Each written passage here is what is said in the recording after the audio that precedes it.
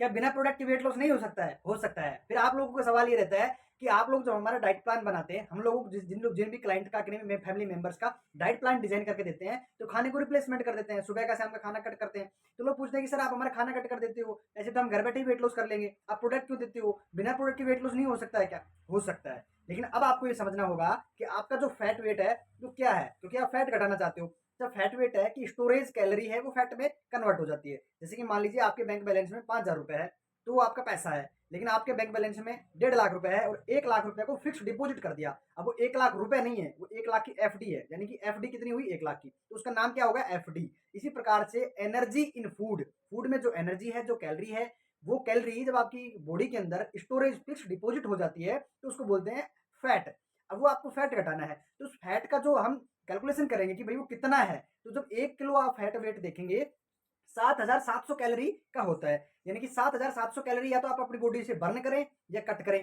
तो आप उनको करेंगे तब 1 किलो फैट वेट जाएगा। अब आप समझिए जो भी आप खाना खाते हो, उस खाने के अंदर कैलोरी होती है, यानी कि एनर्जी होती है, एनर्जी इन फूड कैलोरी। अब वो कैलोरी आप जा रही है आपकी बॉडी में। अगर आपको डेली बेसिस पे 2,000 कैलोरी की नीड है, अगर वो 2,000 कैलोरी आप बाहर से खाने के द्वारा आप कंप्लीट कर लेंगे, तो आपकी जो बॉडी में पड़ी हुई कैलोरी है, वो कहाँ से बर्न होगी? तो इसका जो प्रोसेस है वो कुछ इस तरीके का है कि मान लीजिए आपको 2,000 कैलोरी की जरूरत है, तो आपने 500 कैलोरी पर डे की कट करनी है।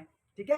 तो सुबह की और 500 कैलोरी शाम की कितनी हुई? 1,000 कैलोरी हो गई। तो 7 दिन की लगभग 7,000 7,500 के आसपास कैलोरी आपकी कट हो जाएगी। तो एक वीक में 1 किलो वजन आपका चला जाएगा। तो अब आपको ऐसा खाना चाहिए कि जो आप खाओगे उसमें कैलोरी कम हो। अब कैलोरी कम करने के साथ साथ ऐसा नहीं है कि बॉडी में सिर्फ कैलोरी चाहिए होती है, एनर्जी चाहिए होती है, और भी तो न्यूट्रिएंट्स हैं जो आपकी बॉडी की डिमांड रहती है, जिनकी वजह से चलता है। अब आपको मैं कहूँ कि आपको अपना घर बनाना है और घर सिर्फ ईंटों से बनाना है, तो पॉसिबल नहीं है। अगर आप ईंटों से घर बनाओगे तो गिर जाएगा। आप सीमेंट का, बजरी का और डस्ट का और आप वाटर का यूज करेंगे अच्छे से, ताकि उनकी पकड़ मजबूत हो, और ईंटों का, ब्रिक्स का यूज करेंगे ताकि वो मजबूती से खड़ा रहे। तो हमारी जो बॉडी है वो भी तो सेल्स, कोशिकाओं से मिली है।